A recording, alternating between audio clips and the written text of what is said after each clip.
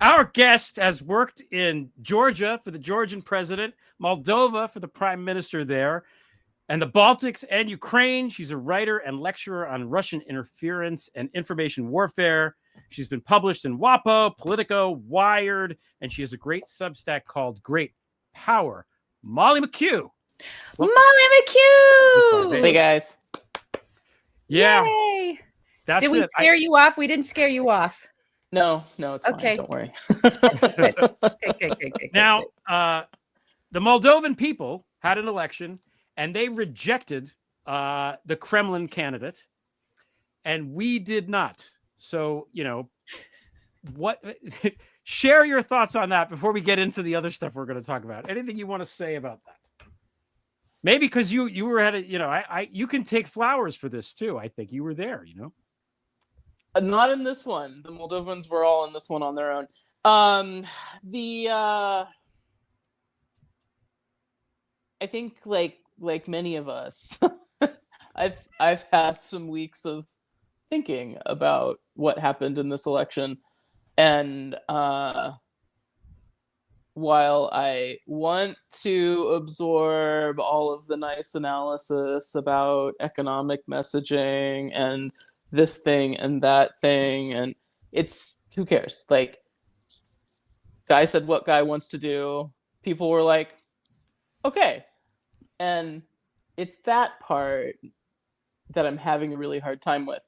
And again, I see all the points on the other side. And I know the vast majority of Americans voting in this election were basically holding their nose and voting. Nobody was super excited about the choices or how we arrived at them or some piece of this process. But I think the part where you can divide the country down the middle and half of us look at the facts one way and are like, well, I guess I'll just go this way for now. And half of us look at the facts and look the other way and are like, well, this guy seems like he'll sort out the problems for now. I'm having a really hard time with how this process is happening, because while I still do not really think of myself as a Democrat, and there are many issues that the party approaches things on that I will never agree with, but what the hell? Like, when someone's like, hey, it sounds like a great idea, concentration camps.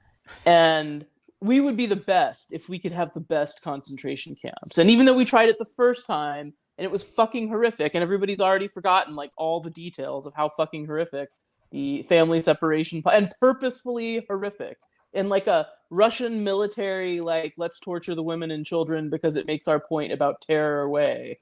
Like, and everybody's like, well, yeah, I've heard there's too many migrants and we need to get rid of them. And what the fuck? Like,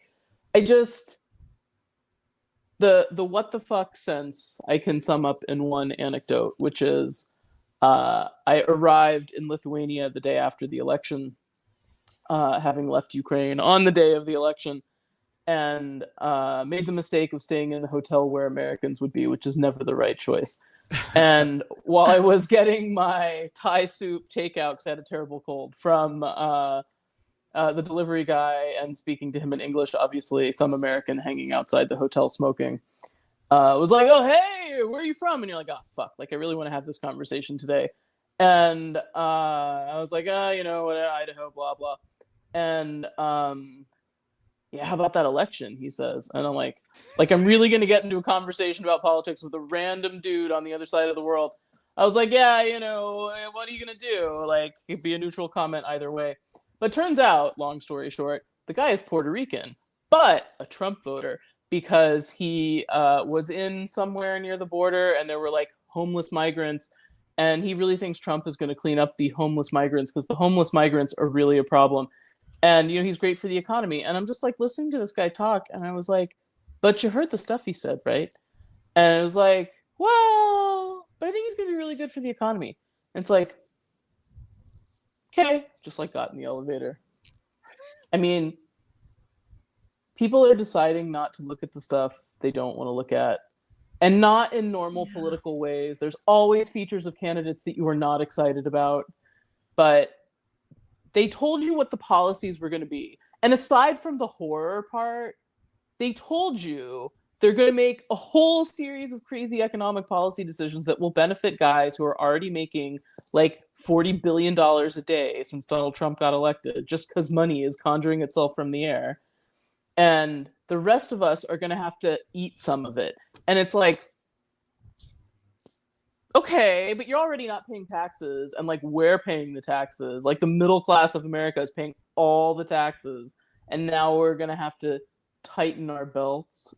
Cool. Great economic policy. But like everybody is eating this shit. No, we don't want the government to give us healthcare or education. Why should anybody be educated? We should just drop out of school and work in the fucking factories. What factories? It is the 21st fucking century. Like, I don't know how people are so far down. And I do mean this on the both sides situation in this case. People are so far down the rabbit holes of shit they want to listen to that when presented with the reality of the choices they're making, they just like conjure stories from the air about what that's going to mean. And I don't even know what's going to happen now in this country is kind of the very dour way of saying that with too much words. Sorry.